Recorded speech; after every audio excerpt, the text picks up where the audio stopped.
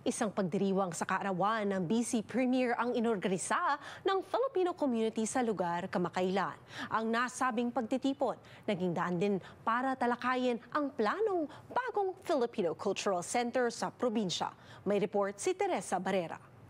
Isang pagdiriwang ang isinagawa ng komunidad para sa kaarawan ni BC Premier David Eby.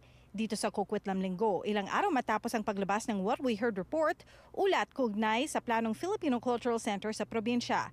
At sa pagdiriwang ng kaarawan ng BC Premier, tuloy ang panawagan para sa nasabing cultural center. Noong dumating si Premier, pasayaw-sayaw, maganda ang tugtog namin na nagkakantahan ng mga Pilipino ng Happy Birthday. Higit 10 taon na raw taga-suporta ni David Eby si Bonnie Barcia. Bago pa raw naging premier ng probinsya si Eby, volunteer na si Barcia ng BC New Democratic Party. Ang birthday na inorganisa ni Barcia, pasasalamat din umano sa naging suporta ni Eby sa komunidad matapos ang trahedya sa Lapu-Lapu Day Block Party nitong Abril. Yung dahil sa ginawa niyang pagsuporta sa nangyari sa sakuna nangyari sa Lapu-Lapu Day, nakita ko kung paano siya magtrabaho. Higit 100 miyembro ng Filipino community ang inimbitahan sa nasabing pagtitipon, kabilang ang community volunteer na si Boy Tambogan. Aniya, bukod kay Eby, ilang politiko rin ang dumalo sa pagtitipon na naging pagkakataon din para sa kanya at iba pang miyembro ng komunidad para makausap si BC Minister of Tourism, Culture and Sport, Ann Kang, na naglabas ng What We Heard report kamakailan, kaugnay sa planong bagong Filipino Cultural Center sa probinsya. We talk a little bit about Philippine Cultural Center at sana she will make some action to find a property for the Filipino Community Center this year, and sana supportahan siya ng government niya to provide all that things that has to be needed and yung mga promises and fulfill ng government ng NDP.